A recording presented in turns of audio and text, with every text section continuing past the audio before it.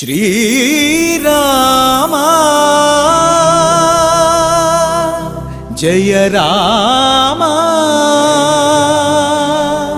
रघुराम।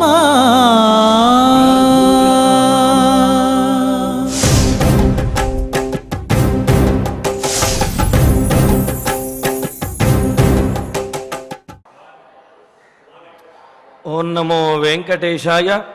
भूरिभूधर कोदंडमूर्ति ध्येय स्वरूपिणे नमोस्तु तेजो निधये రామాయాపన్నివారిణి। ఆదివరాహమూర్తిగా ఈ భూమండలమును ధరించినటువంటి వాడు, లోకరక్షణ కొరకు కోదండపాణిగా శౌర్యానికి ప్రతీకగా ఉన్నటువంటి వాడు, మునులందరి చేత కూడా ఎల్లప్పుడూ ధ్యానింపబడేటటువంటి వాడు శ్రీరామచంద్రమూర్తి, తేజోమూర్తి అయి భక్తులందరినీ అనుగ్రహించే దివ్యమంగళమూర్తి. ఆ స్వామివారి యొక్క అనుగ్రహంతో భక్తులందరూ కూడా సకల సంపదలతోటి తొలతూగాలి అని ఆకాంక్షిస్తూ తిరుమల తిరుపతి దేవస్థానం వారు స్వామివారి సమక్షంలో ఈ కలియుగ వైకుంఠంలో, అదేవిధంగా మరి ఈ హనుమత్ జయంతి నాడు హనుమంతుని స్మరించినటువంటి మనందరికీ భక్తులందరికీ కూడా ఆ సర్వ శుభములు కలగాలి అని ప్రార్థిద్దాము.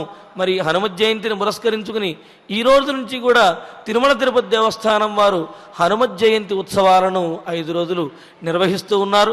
అందులో భాగంగా ఈరోజు ఆకాశగంగా తీర్థంలో సమీపంలో వేంచేసినటువంటి అంజనా తనయుడిగా, అంజనా సహిత బాలాంజనేయ స్వామి వారిగా వేంచేసినటువంటి ఆ ఆలయంలో ఈరోజు ఉదయం 8:30 స్నపన తిరువంజన కార్యక్రమం నిర్వహించబడుతుంది. ఈ విధంగా హనుమత్ జయంతి ఉత్సవములు ప్రతిరోజు కూడా మనం శ్రీ వెంకటేశ్వర భక్తి ప్రసార మాధ్యమం ద్వారా 5 రోజుల పాటు వీక్షించవచ్చును. 5వ రోజున ధర్మగిరి వేద విజ్ఞాన పీఠంలో సంపూర్ణ సుందరకాండ పారాయణ కార్యక్రమం కూడా నిర్వహించబడుతుంది. కావున భక్తులందరూ కూడా ఈ కార్యక్రమములలో ప్రత్యక్షంగాను పరోక్షంగాను దూరదర్శన మాధ్యమంగా అంటే ఎస్వి భక్తి ఛానల్ మాధ్యమంగాను పాల్గొని స్వామివారి యొక్క అనుగ్రహాన్ని పొందవలసిందిగా తెలియజేస్తున్నాము. మరి ఆ ఆంజనేయ స్వామివారి యొక్క ప్రేరణతో, రామచంద్రమూర్తి యొక్క అనుగ్రహంతో మన బాలకాండ పారాయణ కార్యక్రమాన్ని ప్రారంభించుకుంటూ శ్రీ గురు ధ్యానపూర్వకంగా సమష్టిగా సత్సంకల్పం చేసుకుందాము. ఓం నమో వెంకటేశాయ. శ్రీ గురు ధ్యానం. గురుర్బ్రహ్మా గురుర్విష్ణు గురుర్దేవో మహేశ్వరః గురుః సాక్షాత్ పరం బ్రహ్మ తస్మై శ్రీ గురవే నమః. శ్రీనివాస ధ్యానం. శ్రీ వెంకటాచలాధీశం శ్రియాధ్యాసిత వక్షసం శ్రితచేతన మందారం శ్రీనివాసమహం భజే. అథ సంకల్పః. శ్రీమదాదివరాహ క్షేత్రే విరాజమానస్య శ్రీ పద్మావతీ జానేః అఖిలాండకోటి బ్రహ్మాండ నాయకస్య శ్రీరామచంద్ర రూపాంతరస్య భగవతః శ్రీ వెంకటేశ్వర స్వామినః సన్నిధౌ హనుమత్ సీతా లక్ష్మణ భరత శత్రుఘ్న పరివార సమేత శ్రీరామచంద్ర పరబ్రహ్మణః పరిపూర్ణానుగ్రహేణ అస్మిన్ భువనే అతిశీఘ్రమేవ విశూచికాక్రిమేః వినాశనార్థం భారతవర్షస్య అభివృద్ధౌ నిమగ్నానాం విద్యా విత్త వాణిజ్య కృషి వైద్య వైజ్ఞానిక దేశరక్షణాదిరంగేషు విద్యమానానాం ఆస్తిక మహాజనానాం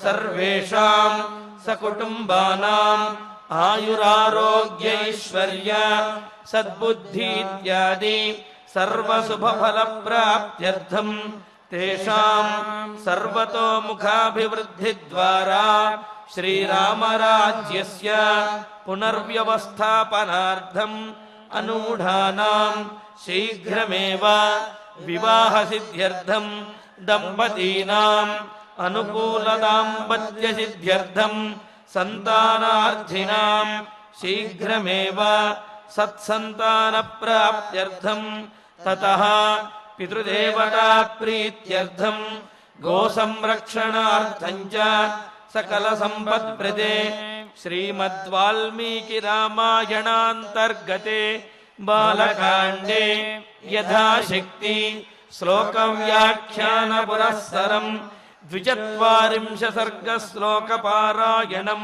తథా శ్రీమద్యోగవాసిష్ఠే విశూచికా మహామారీ నివారకస్య మహామంత్రస్య పారాయణం శ్రీధన్వంతరి మంత్ర పారాయణం చ అన్యోన్య సాహాయ్యేన ఆచార్య ముఖేన కరిష్యామహే. శ్రీ వాల్మీకి ప్రార్థనా. వాల్మీకిర్ముని సింహస్య కవితావనచారిణః శృణ్వన్ రామకథానాదం కో న యాతి పరాంగతిం. శ్రీ ఆంజనేయ ప్రార్థనా. యత్ర యత్ర రఘునాథ కీర్తనం తత్ర తత్ర కృతమస్తకాంజలిం బాష్పవారి పరిపూర్ణలోచనం మారుతిం నమత రాక్షసాంతకం. శ్రీరామాయణ ప్రార్థనా. వేద వేద్యే పరే పుంసి జాతే దశరథాత్మజే వేద ప్రాచేత సాదాసీత్ సాక్షాద్ రామాయణాత్మనా. శ్రీరామ ప్రార్థనా. ఆపదామపహర్తారం దాతారం సర్వసంపదాం లోకాభిరామం శ్రీరామం భూయో భూయో నమామ్యహం.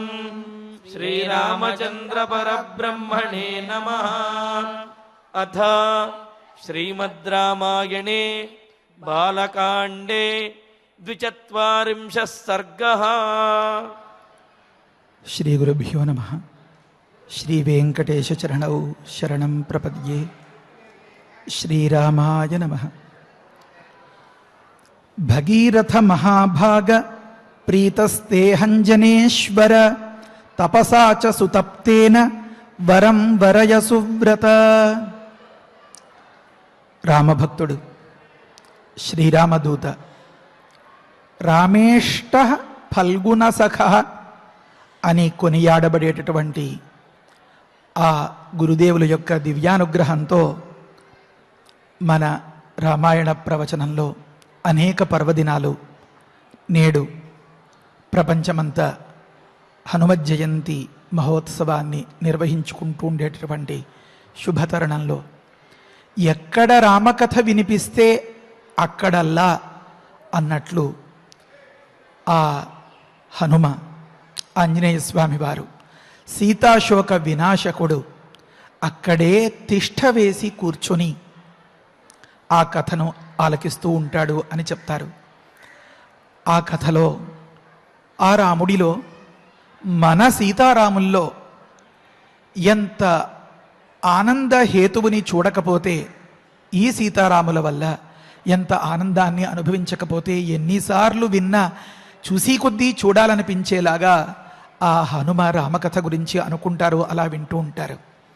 ఎందుకోసం ఈ మాటలు చెప్తారు పెద్దలు అంటే ఎత్ర ఎత్ర రఘునాథ కీర్తనం అనే మాట మాటి మాటికి ఎందుకు అనాలి అంటే, వేరి వాళ్ళలారా, అంతటి మహనీయుడు, నవవ్యాకరణ పండితుడు, అంతటి మహోత్తమమైనటువంటి వ్యక్తిత్వం కలిగినటువంటి ఒకానొక పరమ పావన మూర్తే ఇంకా చాలు అని అనుకోకుండా మళ్ళీ మళ్ళీ దాని పట్ల ప్రవర్తిస్తూ ఉన్నాడు అంటే మనమేపాటి. కనుక మనకి అందరికీ పరమ గురువు ఆంజనేయ స్వామి వారు, వారిని అనుసరించండి చాలు. మనందరం కూడా మన శోకాల్ని తీర్చుకుంటూ మనల్ని ఆశ్రయించిన వారి శోకాల్ని సైతం తీర్చగలిగేంతటి స్థాయికి ఎదుగుతాం అని ఉపదేశం చేస్తూ ఉంటారు. ఎంతటి స్వార్థ త్యాగం, ఎంతటి స్వామి భక్తి! ఆ భగవంతుని యొక్క సేవ ప్రధానంగా చెయ్యాలి అని నిరూపిస్తూ మానవమాత్రుడుగా ఉన్నటువంటి ఆ శ్రీరామచంద్రమూర్తి తనని నమ్మి తన పట్ల ఒకానొక విశ్వాసంతో ఒక బాధ్యతను ఉంచినప్పుడు ఎంత ధీటుగా దాన్ని నెరవేర్చారు స్వామి. నిజంగా ఈ సందర్భంలో అది ప్రస్తావనార్హం, దాని గురించి చెప్పుకోవాలి. నిన్న ప్రవచనమై కిందకి దిగిన తర్వాత కొంతమంది మళ్ళీ దీనినే వెనక్కి పెట్టుకుని పరిశీలిస్తూ ఉండడం కనిపిస్తుంది. కొంతమంది ప్రత్యేకించి గురువులు చాలా అద్భుతంగా అసలు తొందరపడకుండా శ్లోకాలు అని శోకం పెట్టుకోకుండా ఇలాంటి సందర్భాల్లో వివరించి చెప్పాల్సింది చెప్తావా లేదా అని చూస్తున్నాను. చాలా విడమరిచి అర్థమయ్యేలాగా ఈ భావాన్ని చెప్పడం నాకు చాలా సంతోషం కలిగింది అని గురువులు సైతం మెచ్చుకుంటే అదే మనకు పెద్ద ప్రోద్బలం, ప్రోత్సాహం. ప్రేక్షకాదరణ ఉన్నంత వరకే కదా ఏ కథకైనా ఉనికి అనేది. రామకథకు ఎన్నటికీ కూడా అపూర్వమైనటువంటి వైభవమే. నిన్నటి రోజున మనం అనుకున్నటువంటి ఆ మాటలు 3 సార్లు పిలిస్తే తప్ప భగీరథునిలో చెక్కు చెదరని ఏకాగ్రతతో కూడినటువంటి తపస్సు చూస్తే మరి ఆ చతుర్ముఖుడికి పరమానందం కలగదా? కనుక కదా నిన్న అనుకున్నాం కదా, ఓ మహాభాగా పిలిచారు కదా, కదల్లేదు. ఓ జనేశ్వర పిలిచారు కదా, పలుకలేదు. ఓ భగీరథ అని తన తపఃప్రవృత్తిని ప్రతిపాదించేలాంటి మాటతో అనేటప్పటికే అప్పుడు ఇహలోకి వచ్చారు అన్నమాట. కాస్త సోయ తెలిసింది అన్నమాట. అంటే అంత పారవశ్యంతో, అంత ఏకాగ్రతతో ఉన్నటువంటి వాడు ఎట్టి పరిస్థితుల్లో వాడి కార్యాన్ని నెరవేర్చుకుని తీరగలుగుతాడు. దీనినే కదా హనుమ నిరూపించి చూపించారు. సాధారణంగా కపులకు ఒక చాంచల్య స్వభావం ఎక్కడ కొంతసేపు కూడా నిలకడగా ఉండవు, వాటి దృష్టి నిలవదు. అలాంటి సందర్భంలో నిశ్చలమైనటువంటి బుద్ధి. మరి రేపటి రోజున ఆ 29వ తేదీ చేసుకునేటటువంటి సుందరకాండ పారాయణలో ఈ అంశాలే కదా మనకి కనిపిస్తాయి. మొక్కవోని ధైర్యం, చెక్కు చెదరని ఆత్మస్థైర్యం, సమాధి స్థితి. సమాధి స్థితి అంటే ఓ దగ్గర సిమెంటు కట్టడంలాగా ఉన్నటువంటి స్థితి కాదు, మరేమి దాన్ని వివరిస్తారు. చిత్తస్థైర్యం, తను బయలుదేరినటువంటి పని ఏదో దాని మీదే దృష్టి తప్ప మధ్యలో ఎన్ని ప్రలోభాలు ఎదురైనా కాస్త ఆగవయ్యా, కాస్త తేనె తాగవయ్యా, కాస్త ఫలహారం చేయవయ్యా అని చెప్పి ఎంతో భక్తితో, ప్రీతితో, వినయంతో, విధేయతతో అడిగి అర్థిస్తే కూడా కాదు పొమ్మన్నాడు అంటే ఎంత లక్ష్యైక చక్షుష్కుడో హనుమ తెలుస్తుంది. లక్ష్యం అంటే మన గోల్, మన టాస్క్, మనం సాధించవలసినది. అది మాత్రమే చక్షుస్సులో, దృష్టిలో ఉంటే ఆ వ్యక్తుల్ని లక్ష్యైక చక్షుష్కులు అంటుంది శాస్త్రం. దాన్నే కదా పాటించారు భగీరథులు. భగీరథులు పాటించినది హనుమ పాటించారా? హనుమ పాటించినటువంటి అంశాన్ని రాముడు గమనించాడా? ఇవన్నీ తర్జన భర్జనల్ని పక్కన పెడితే మనమేం బావుకోగలుగుతాం అని ఒక్కసారి ఆలోచిస్తే నిన్న గురువులు చేసినటువంటి ఆ ప్రోద్బలానికి, ప్రోత్సాహానికి, ప్రశంసకు అర్థం మనకి తెలుస్తుంది. దీనిని వంట పట్టించుకోగలిగిన నాడు యః పాదం పదమేవవ శృణ్వన్ రామాయణం భక్త్యా అని పార్వతీదేవి, పరమశివుడు ఎంత పరితపించిపోతూ ఈ రామాయణంలో ఒక్కొక్క మాటైనా సరే విడమర్చి చెప్పవా నాథ అని పార్వతీదేవి అడుగుతూ ఉంటే, పరమశివుడు బోధిస్తూ ఉంటే చెప్పినటువంటి ఆ మాటను మనం పూర్తిగా అర్థం చేసుకోగలుగుతాం. కనుక మనం తపస్సులు చేస్తూ ఉంటాం, కానీ అది సుతప్తం అవుతుందా? సుతప్తము అన్నదానికి బాగుగా ఆచరింపబడినా, బాగా పాటించినా అని అర్థం. బాగా పాటించడం అన్నదానికి అర్థమేమి అంటే సువ్రత అనే దానిలో ఉందన్నమాట. నియమ నిబంధనలతో డబ్బులు పోసి సాధించుకోలేని అంశాల్ని కూడా మనసు పెట్టి సాధించవచ్చు అని కదా ఆ భగీరథుని 11 నియమాలు తెలుపుతున్నాయి. ఇంకొక కారణం, బ్రహ్మగారికి బ్రహ్మగారు ప్లీజ్ అయిపోవడం, ప్రసన్నమైపోవడం అంటారే, అలా అయిపోవడానికి, అంత సుప్రీతుడు అయిపోవడానికి కారణం ఏమంటే తపసాచ సుతప్తేన అని అన్నారు. నువ్వు తపస్సు చేసేవయ్యా భగీరథ. ఏం తపస్సు! అదృష్టవంతుడువయ్యా, జనేశ్వరుడువయ్యా, నువ్వు భగీరథుడవయ్యా. నువ్వు చేసినటువంటి తపస్సు సుతప్తమయ్యా. నేను చాలా సంతోషపడ్డాను. ఎందుకంటే నువ్వు సువ్రతుడవయ్యా. నువ్వు పాటించినటువంటి వ్రతం వల్ల నీ తపఃఫలితం ఇంతింతై ఇనుమడించి మమ్మల్నందరినీ సైతం కదిలించేసిందయ్యా అంటున్నారు అన్నమాట. రామాయణ కల్పవృక్షంలో విశ్వనాథ వారు రాస్తారు ఏమనంటే, పంచాగ్ని మధ్యంలో ఈ శరీరం ఉడికిపోతుందేమో అని చూపరులకు, అంటే చూసేవారికి అనిపించేలాంటి తపస్సు జరిపిస్తున్నటువంటి భగీరథుడు తెలియకుండా సూర్యమండలానికే వేడిని పుట్టించినటువంటి స్థాయికి చేరిపోయింది ఆ తపస్సు, కనుక దేవలోకం దిగి వచ్చింది, కదిలింది అని వర్ణిస్తారు. అక్కడ వేడి అంటేనే దానికి పుట్టినిల్లు సూర్యమండలం. ఈ తపః ప్రభావం సూర్యమండలానికి తాకింది అంటే ఎంత స్థాయిలో ఉంది అది. కనుక సూర్యమండలానికే సెగ పుట్టించేంతటి స్థాయికి చేరిపోయింది ఈ తపస్సు అంటే. తపస్సు అంటే భగవద్ధ్యానం. మనకి తెలియనిదా, మనం పాటించనిదా, మనం చదువుకోనిదా, మనం తెలుసుకోనిదా. కానీ ఆ తపస్సు అంత గొప్పగా ఎలా ఫలించింది? ఒకానొక శబరి తపస్సు అంత గొప్పగా ఎలా ఫలించింది?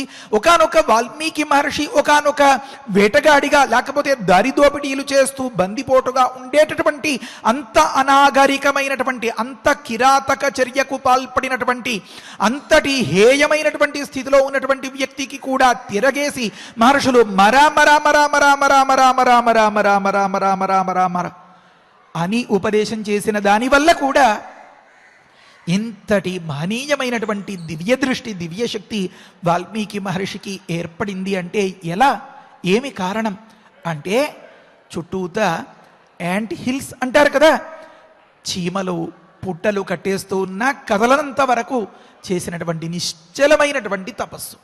ఆ నిశ్చలమైనటువంటి తపస్సుకి కారణం ఈ నిజమాలు. కనుక బ్రహ్మగారి ద్వారా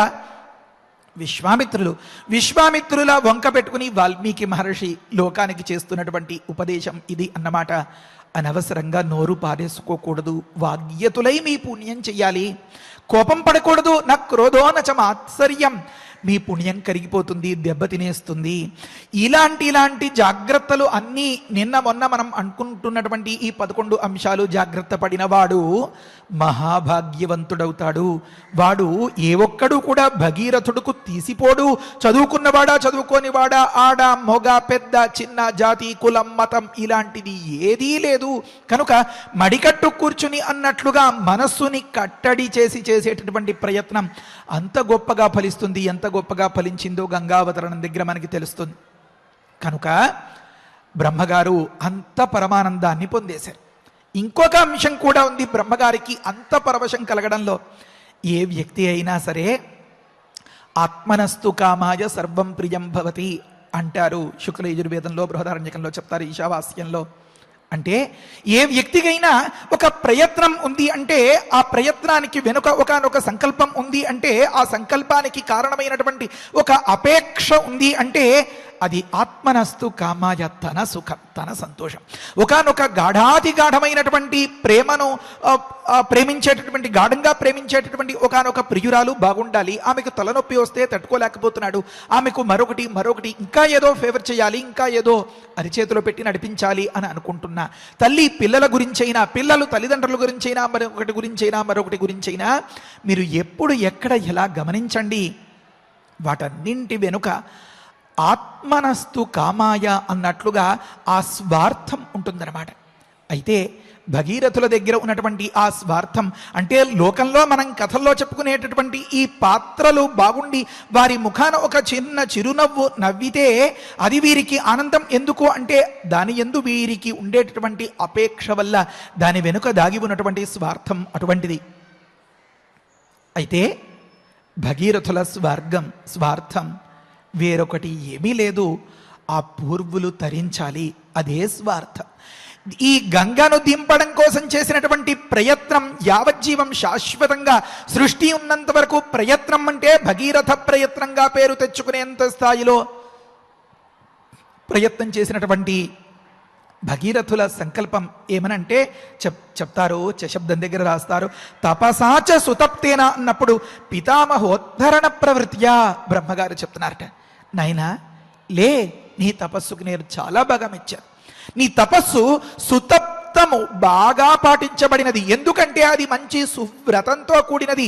మరొక ప్రధానమైనటువంటి కారణం, నీ తపస్సుతో కూడా నేను చాలా సంతోషపడ్డాను. అంటే ఈ కూడా అనే దానిలో ఇంకేమీ అర్థం ఉంది అంటే, అంతేకాకుండా నువ్వు నీ పూర్వులను ఉద్ధరించాలి అని నడుం కట్టుకున్నావే, దానికి నాకు చాలా ఆనందం కలిగిందయ్యా అని అన్నమాట. కనుక అంటే లోకంలో కోరుకునేటువంటి ప్రతి తల్లిదండ్రులు ఈ మాదిరి బిడ్డలనే కదా. ఎందుకంటే ఆ పెద్దల గురించి అంతలా పరితపించిపోతూ నాన్న తిన్నాడా, అమ్మ ఎలా ఉంది, ఏం కష్టపడుతోంది, లేకపోతే మరొకటి ఈ రకంగా ఆలోచించేలాంటి ఆ తల్లిదండ్రులకి ఉండేటటువంటి వాత్సల్యాన్ని మించిన వాత్సల్యం చూపించేటటువంటి ఆ సంతతిని చూసి గర్వించని పెద్దలు ఉంటారా? కనుక భగీరథులు ఎముకలు కొరికేసే చలిలో కూడా, ఎంతటి తుఫాను గాలులు, ఈదురుగాలులు, లేకపోతే వడగళ్లవానలు పడుతూ ఉంటే కూడా మనం కన్ను తెరిచి చూడడానికే కష్టపడేలాంటి స్థితిలో కన్ను విప్పార్చి సూర్యమండలం మీదే దృష్టిని ఉంచి చేసేటటువంటి తపస్సు ఇంత అంతానా? అది ఎంతకాలం, ఎంతని వర్ణించుకుంటే తీరుతుంది? అది అపేక్ష కలిగిన వాడికి, రుచి తెలిసిన వారికి ఈ అంశం చాలా బాగా మనస్సు పట్టుకుంటుంది. మనస్సుకి వారు ఈ ప్రయత్నంతో దేనినైనా అలవోకగా సాధించగలుగుతారు. కనుక పితామహోద్ధరణ ప్రవృత్యాన్ని, ముత్తాతల్ని ఉద్ధరించాలి అని నువ్వు చేసినటువంటి ఈ ప్రయత్నం ఉందే, దీనివల్ల కూడా నేను చాలా ఇంప్రెస్ అయిపోయాను అన్నట్టు చెప్తున్నారు అన్నమాట. సుప్రీత అని చెప్తున్నారు అన్నమాట. భగీరథ మహాభాగ ప్రీతస్తేహం జనేశ్వర తపసాచ సుతప్తేన వరం వరజ సువ్రత. కాబట్టి నువ్వు సువ్రతుడవు కనుక ఒక వరాన్ని కోరుకో అన్నారు. ఇక్కడ రెండు అంశాలు. ఒక అంశమేమో భగీరథులు చేసుకున్నటువంటి సంకల్పం తెలుసు కదా పరమాత్మకు. మరి సంకల్ప సిద్ధిరస్తు అని చెప్పి నువ్వు దేనికోసం బయలుదేరేవో ఆ కోరిక నెరవేరుగాక అని చెప్పేసి ఊరుకుంటే, చాలించి ఉంటే సరిపోయేది కదా. కాదు, వరాన్ని కోరుకో అని చెప్తున్నారు ఒక మాట.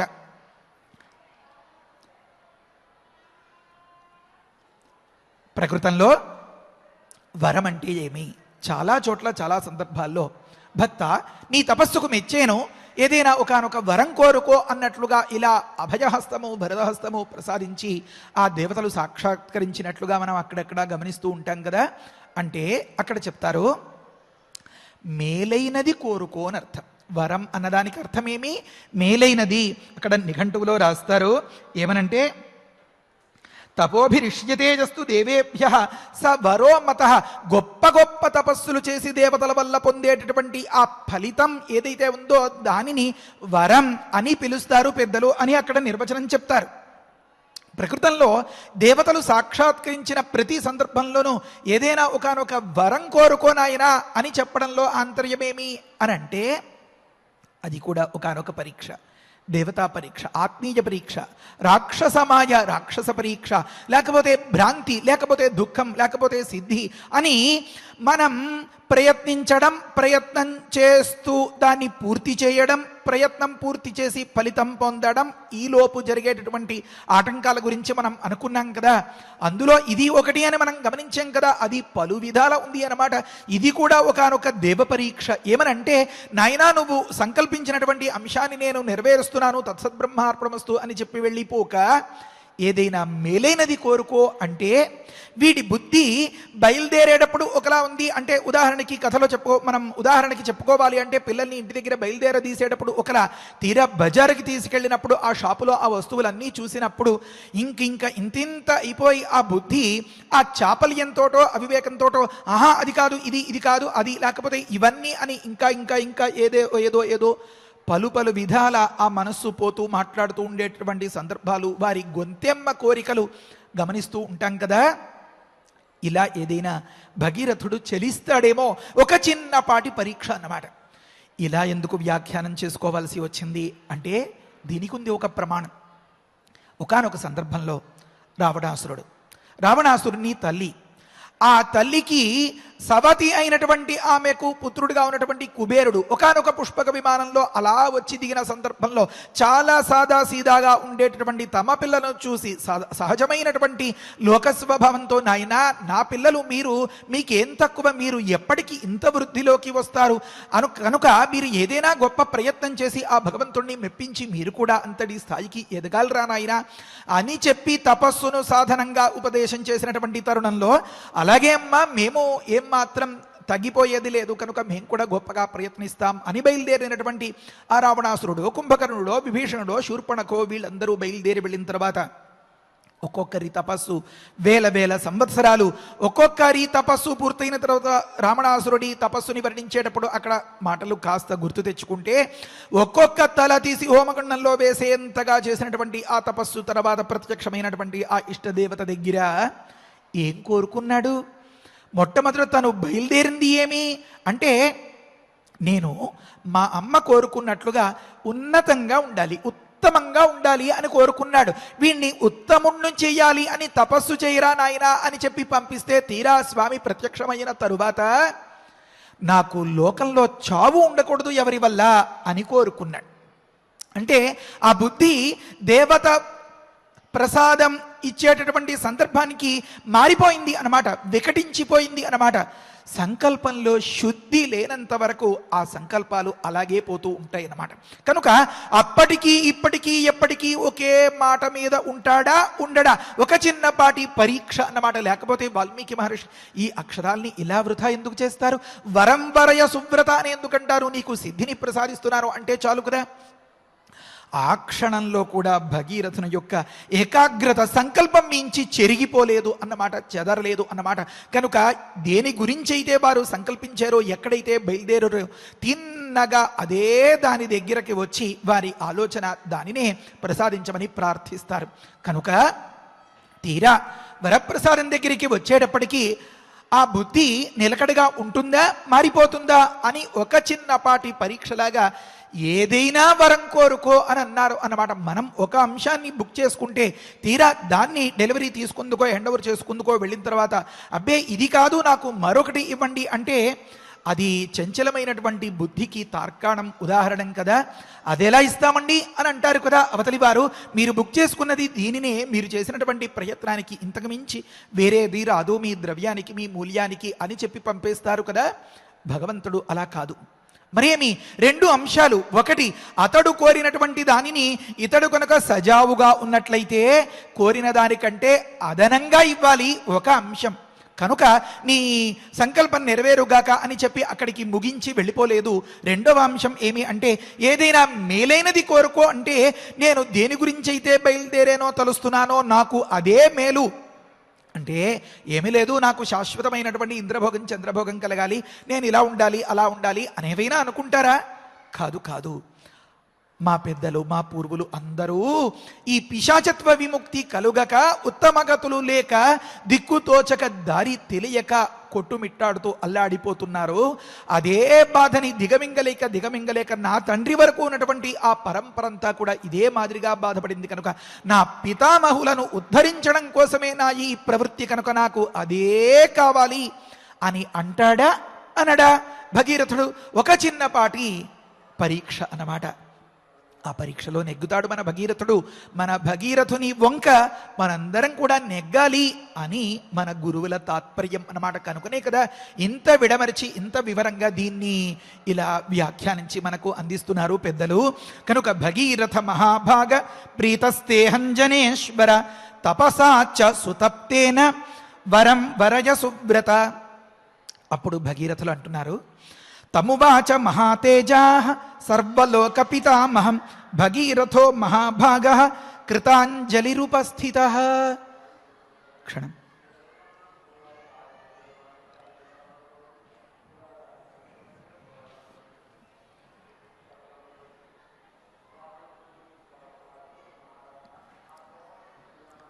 మహాతేజా మహాభాగ. నిజంగానే తపస్సు చేసిన తర్వాత ఆ భగవంతుడే కనిపించి, కనీసం కలలోనైనా కనిపించి, శిష్యానికి ఏ వరం కావాలో కోరుకో అంటే ఇంకా ఆనందానికి అవధులు ఉంటాయా? ఎంత సంతోషంగా ఉంటుంది. కనుక భగీరథుడి ముఖంలో స్పష్టంగా కనిపించిపోతోంది ఆ ఆనందం. ముఖం ఇంతలా వెలిగిపోతోంది. తేజస్సు అంటే దీప్తి, కాంతి అని అర్థం రాశారు.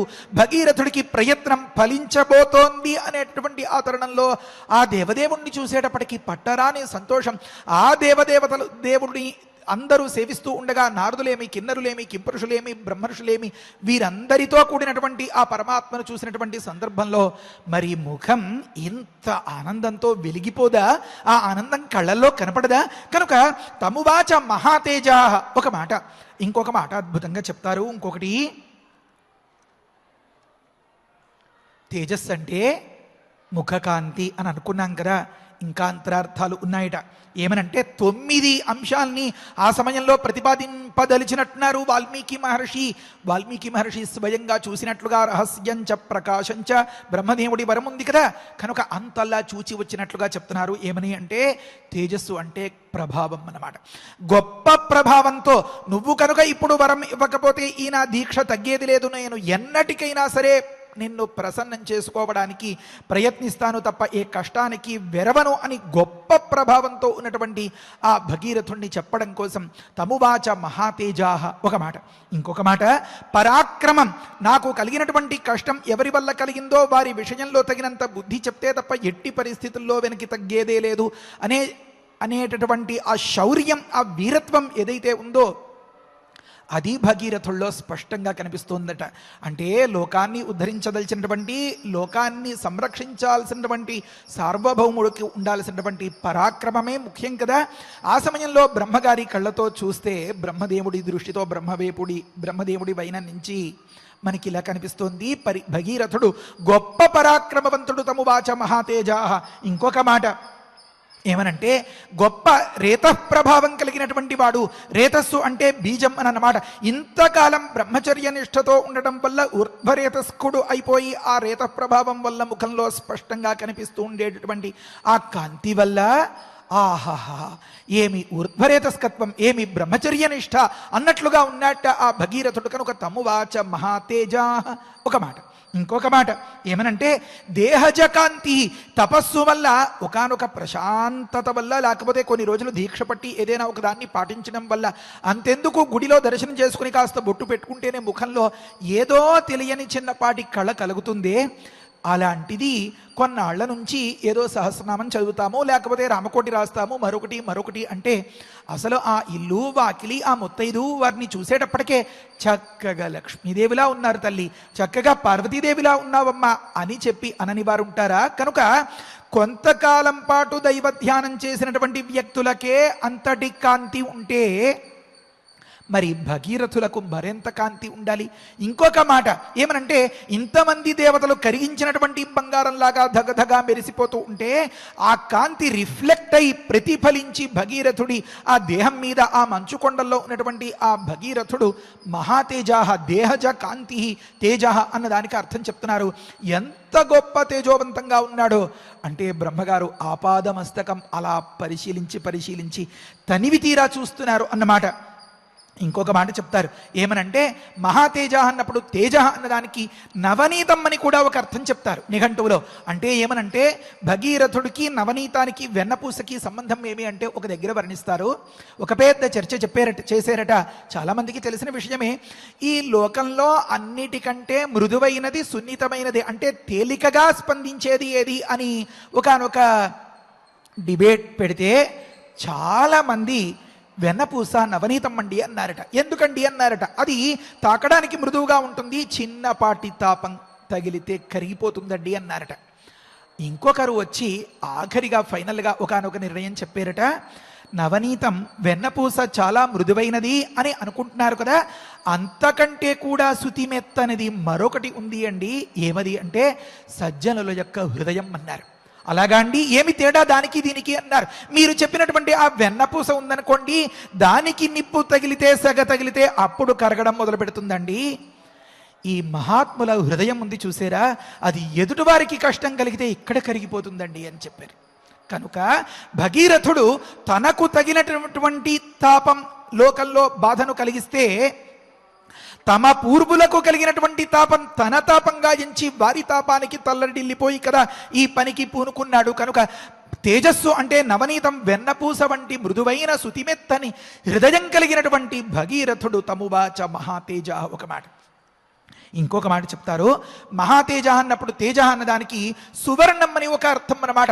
స్వచ్ఛమైన పరమ పవిత్రమైనటువంటి ధరించిన ప్రతి ఒక్కరికి కూడా సకల శుభాల్ని కలిగించేటటువంటి ఏ బంగారం అయితే ఉందో ఆ బంగారం లాంటి మనస్సు కలిగిన వాడు మన భగీరథుడు తమువాచ మహాతేజ ఒక మాట.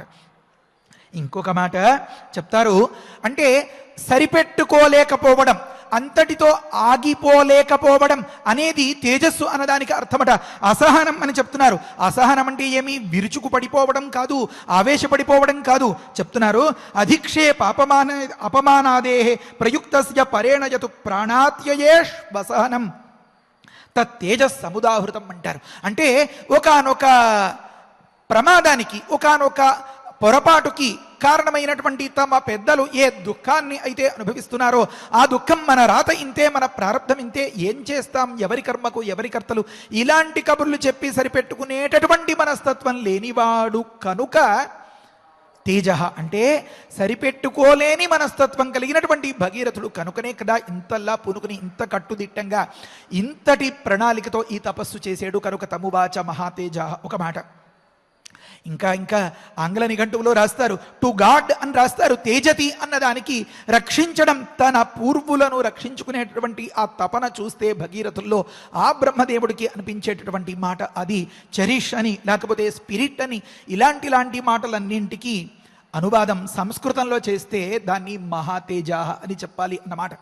ఇప్పుడు గమనించండి, మనం వీటిని వంట పట్టించుకుని మన మనస్సును ఒక దగ్గర కేంద్రీకృతం చేసి దానికి తగ్గట్టుగా మనం చేసేటటువంటి చిన్న ప్రయత్నమైన అంత గొప్పగా ఫలిస్తే మనందరం కూడా మహాతేజాహ అని మాటకు తగుదుమా కాదా? కనుక తమువాచ మహాతేజాహ సర్వలోక పితామహం భగీరథో మహాభాగ కృతాంజలి ఉపస్థిత. దేవదేవుడు ప్రత్యక్షమయ్యాడు. ఆ దేవదేవుణ్ణి అందరూ సేవిస్తున్నారు. దృష్టి మరల్చి అలా నిజమా ఆశ్చర్యమా, కలయా నిజమా అన్నట్లుగా తేరిపార చూస్తున్నటువంటి ఆ బ్రహ్మదేవుడు తనకేసి తేరిపార చూస్తుంటే భగీరథులు మాటలు తడబడుతూ దగ్గరగా జరిగి ఆ బ్రహ్మదేవుడి దగ్గర అర్థిస్తున్నాడు. చెప్తున్నాడు ఇంకొక ముఖ్యమైనటువంటి మాట. అంతటి మహనీయుడు, అంతటి దేవదేవుడు ఎదురు వస్తే, ఎదురుగా నిలిస్తే భగీరథుడు ఏ రకంగా సేవ చేశాడు, ఏ విధమైనటువంటి ఉపచారం చేశాడు అని ఒక పెద్ద ప్రశ్న. పండిచ్చాడా, కాయిచ్చాడా, లేకపోతే కూర్చోమని ఆసనం వేసాడా, మరొకట అంటే అదేమీ కాదు. ఒక సందర్భంలో చెప్తారు, లోకంలో 4 కేటగిరీలుగా జనుల్ని విభజించి కొంతమంది విషయంలో వారు ఏమంటే అదే, మీరు చాలా గొప్పవారండి అని చెప్పేసి ఓ దండం పెట్టి తప్పుకుంటే వారికి లోపల ఉండేటువంటి ఆ ఈగో సాటిస్ఫై అయిపోతుంది. మూర్ఖం ఛందానురోధేనా అని ఒక మాట చెప్పారు. అలా కాకుండా పండితులు ఎవరైనా కనిపించారనుకోండి, కాస్త విజ్ఞత విచక్షణ ఉంది అనుకోండి, వారికి ఏదైనా ఒక అంశాన్ని విడమరిచి చెప్పారనుకోండి, ఆహా ఎంత ఎంత బాగా చెప్పారండి, ఇన్నిసార్లు చదువుకున్నా మాకు ఈ ఆంతర్యం, ఈ తాత్పర్యం తెలియలేదు అని వాళ్ళు పరవశించిపోయి పరమానందపడిపోతారట. వారిని సంతోషపరచడం అది ఒక అంశం. తత్వార్థేన చ పండితం, ఉన్న అంశంలో ఆ తత్వాన్ని విడమరిచి చెప్తే పండితుడు అంటే వివేకవంతుడు అయినటువంటి వాణ్ణి ప్లీజ్ చేసేయచ్చనమాట, ఇంప్రెస్ చేసేయచ్చనమాట. ఇలా చెప్తూ మూర్ఖం ఛందానురోధేన తత్వార్థేన చ పండితం సాధు మంజలి కర్మణ. మధ్యలో మాట ఇంకొకటి ఉంటుంది. మహాత్ములు మహనీయులు ఎవరైనా కనిపిస్తే వారిని కూర్చోపెట్టి వారికి ఏదో బోధ చేయడమో వగైరాలో చేయడానికి అంతంతటి అవకాశం ఉంది కదా. లుబ్ధమర్థేన గృహ్ణీయాతు, అది 3వ అంశం. అది చెప్పేంత వరకు మనసు ఊరుకోదు. ఏమంటే ఒకానొక పరమలోభి ఉన్నాడు అనుకోండి, నీకు మంచి రామాయణం ఉపదేశం చేస్తాను అంటే పెద్ద తృప్తి కలగదు. మీరు ఏమంటే అదే అని సై అనకపోయినా కూడా అతడితో పెద్ద ప్రమాదం లేదు. అతడికి ఏదైనా కనీసం మనం దేవుడి దగ్గర కొట్టినటువంటి ఆ కొబ్బరి చిప్పలో కొంత భాగం అతడికి ఇచ్చినట్లయితే అతడికి సంతోషం కలుగుతుంది. ఏమంటే మనకు లాభం వచ్చింది ఇప్పుడు వీడితో కలవడం వల్ల, అంతకంటే ఆలోచించలేదు ఆ సంకుచిత బుద్ధి. కనుక లుబ్ధమర్థేన గృహ్ణీయాదు తత్వార్థేన చ పండితం మూర్ఖం ఛందానురోధేన. ఛందం అంటే వాడు ఏమనుకుంటే దాన్ని సపోర్ట్ చేసినట్లయితే వాడికి చాలా ఆనందం అయిపోతుంది. అది మూర్ఖుని దగ్గర ఉన్నటువంటి స్థితి. సాధు మంజలి కర్మణ, దేవతలు సురులు కదా, సత్పురుషులకు ప్రతి వారికి మార్గదర్శం కదా. కనుక అలాంటి మహనీయుల దగ్గర భగీరథులు ఏ రకంగా వెళ్ళి వారిని ప్రసన్నం చేసుకున్నారంటే ఎదుటపడినటువంటి సందర్భంలో చెప్తున్నారు వాల్మీకి మహర్షి మనకి చేస్తూ ఉండేటటువంటి ఉపదేశం.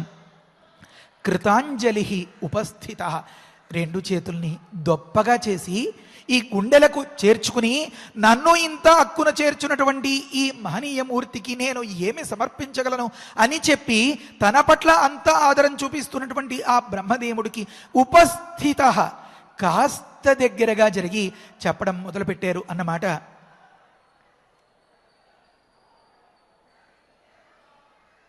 యది మే భగవన్ ప్రీత యస్తి తపసః ఫలం సగరస్యాత్మజా సర్వే మత్త సలిలమాప్నుయు అని అంటారు. మీకు అందరికీ తెలిసిన మాటే, స్వామి నాకు గంగను ప్రసాదించు, దాని ద్వారా నా పితరులందరూ తరించాలి. అయితే అలా చెప్పేసుకుంటే వాల్మీకి మహర్షి చెప్పినటువంటి ఆ కవిత్వం శోభ. శ్రీమద్ రామాయణం మన రామకథ, అది వేదతుల్యం. అందులో ఒక్కొక్క అక్షరం ఒక్కొక్క బీజప్రాయం, అది మనల్ని ఉద్ధరించేసేటటువంటి గాయత్రీ శక్తి. ఇలాంటి మాటలకు సార్థకత ఎలా వస్తుంది? కనుక ఉదకం అని అనకుండా, జలం అని అనకుండా, నా వల్ల సలిలాన్ని పొందాలి, కనుక ఆ సలిలాన్ని నాకు ప్రసాదించు అని భగీరథులు అనడంలో, ఎది అని చెప్పడంలో, సగరాత్మజులు అని చెప్పడంలో, నా ముత్తాతలు నా తాతలు అని చెప్పకుండా ఆంతర్యాన్ని మనం మరుసటి ప్రవచనంలో వివరించుకుందాం. రేపటి రోజున 11 గంటలకు అనుకుంటే, రేపు 26వ తేదీ కదా, రేపటి రోజున 11 గంటలకి ఈ అంశాలన్నింటికీ సమాధానం మనకి అందులో ఇప్పిస్తాడు మన రాముడు. జై శ్రీరామ్. హరయే నమః. స్వస్తి. పారాయణ చేసుకుందాము. భగీరథ భగీరథ మహాభాగ మహాభాగ ప్రీతస్తేహం ప్రీతస్తేహం జనేశ్వర జనేశ్వర తపసా చ తపసా చ సుతప్తేన సప్తేన వరం వరయ వరం వరయ సువ్రత సువ్రత తమువాచ తమువాచ మహాతేజాః మహాతేజాః సర్వలోకపితామహం సర్వలోకపితామహం భగీరథః భగీరథః మహాభాగః మహాభాగః కృతాంజలిః కృతాంజలిః ఉపస్థితః ఉపస్థితః యది మే యది మే భగవన్ ప్రీతః భగవన్ ప్రీతః యద్యస్తి యద్యస్తి తపసః ఫలం తపసః ఫలం సగరస్య సగరస్య ఆత్మజాః సర్వే ఆత్మజాః సర్వే మత్తః మత్తః సలిలమాప్నుయుః సలిలమాప్నుయుః ఇత్యార్షే ఇత్యార్షే శ్రీమద్ రామాయణే శ్రీమద్ రామాయణే బాలకాండే బాలకాండే ద్విచత్వారింశే సర్గే చత్వారింశే సర్గే శ్లోకత్రయం. శ్లోకత్రయం. రమ్యమైన రామాయణ ప్రవచనంలో భగీరథుడు ఏ విధంగా వరం కోరుకుంటున్నాడు, మరి ప్రత్యక్షమైనటువంటి బ్రహ్మగారు చివరి క్షణంలో కూడా భగీరథుణ్ణి పరీక్షించినట్టుగా ఏమని అన్నారనే విషయాన్ని తెలుసుకున్నాము. చూడండి, సంకల్పశుద్ధి కనుక ఉన్నట్లయితే ఆరంభంలో ఎటువంటి ఆలోచనలో ఉన్నారో చివరిలో కూడా ఫలం ప్రాప్తించే సమయంలో కూడా అటువంటి ఆలోచనలోనే ఉంటారు. అవకాశం దొరికింది కదా అని చెప్పి అంతకంటే గొప్పది కోరుకుందామనో, లేకపోతే అప్పటి వరకు స్వార్థరహితంగా ఉన్నప్పటికీ కూడా అప్పుడు స్వార్థ చింతనను పొందటము, ఇలాంటివి సామాన్యులకు కలుగుతాయి. కానీ భగీరథుడు సంకల్పశుద్ధి కలిగినటువంటి వాడు కావున తాను దేనిని సంకల్పించి తపస్సును ఆరంభించాడో దానినే కోరుకుంటాడు. మరి బ్రహ్మగారు కూడా, నాయనా నువ్వు చేసింది పరార్థయజనము అంటే ఇతరుల కోసం చేసేటటువంటి తపస్సులు కానీ పూజలు కానీ భక్తి కానీ ఇవన్నీ కూడా తప్పనిసరిగా ఫలాన్ని ఇస్తాయి అని చెప్పడానికి ఇది ఒక తార్కాణము. మరి అటువంటి బ్రహ్మగారు భగీరథునికి వరాన్ని ఇవ్వబోతున్నారు. మరి ఆ వరాన్ని ఏ విధంగా భగీరథుడు కోరుకున్నారు, ఎలా నెరవేరుతోంది అనే విషయాన్ని తర్వాత ప్రచురణ తెలుసుకుందాము. ఇక ఇప్పుడు ఫలశ్రుతి నుండి మంగళాంతం వరకు మనందరము కలిసి పారాయణ చేసుకుందాము. ఫలశ్రుతి కుటుంబ వృద్ధిం ధనధాన్య వృద్ధిం స్త్రియశ్చ ముఖ్యా సుఖముత్తమంచ శ్రుత్వా శుభం కావ్యమిదం మహార్థం ప్రాప్నోతి సర్వాం భువిచార్థ సిద్ధిం. శ్రీరామచంద్ర పరబ్రహ్మణే నమః. అథ శ్రీమద్యోగవాసిష్ఠే ఉత్పత్తి ప్రకరణే 69తమః సర్గః. శ్రీవసిష్ఠ ఉవాచ అథ వర్షసహస్రేణ తాం పితామహ ఆయయౌ దారుణం హి తపస్సిద్ధ్యై విషాగ్నిరపి శీతలః మనసైవ ప్రణమ్యైనం సా తథైవ స్థితా సతి కో వరః క్షుచ్ఛమాయాలం ఇతి చింతాన్వితాభవత్ ఆస్మృతం ప్రార్థయిష్యేహం वरमेकमिमं विभुम् अनायसी चायसी च स्यामहं जीवसूचिका अस्योक्त्या द्विविधा सूचिः भूत्वा लक्ष्याविशाम्यहम् प्राणिनां सर्वेषां हृदयं सुरभिर्यथा यथाभिमतमेतेन ग्रसेयं सकलं जगत् क्रमेण क्षुद्विनाशाय क्षुद्विनाशः परं सुखम् इति सञ्चिन्तयन्तीं ताम् उवाच कमलालयः अन्या दृश्यास्तथा दृष्ट्वा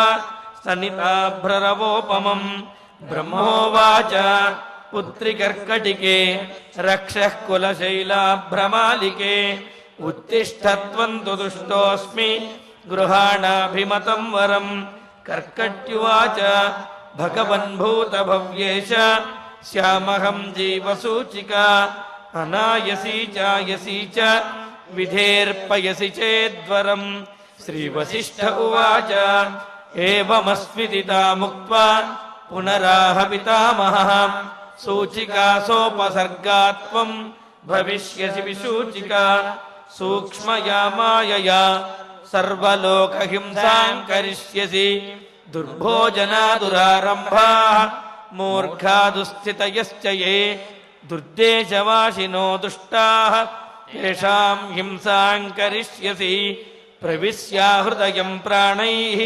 पद्मप्लीहादिबाधनात् वातलेखात्मिका व्याधिः भविष्यसि विसूचिका सगुणं विगुणं चैव जनमासादयिष्यसि गुणान्वितचिकित्सार्थं मन्त्रो यन्तुमयोच्यते ब्रह्मोवाच हिमाद्रेरुत्तरे पार्श्वे कर्कटी नाम राक्षसी विसूचिकाभिधानास नाम्नाप्यन्यायबाधिका तस्याः मन्त्रः ॐ ह्रीं ह्रां ह्रीं ह्रां विष्णुशक्तये नमः ॐ ह्रीं ह्रां ह्रीं ह्रां विष्णुशक्तये नमः ॐ ह्रीं ह्रां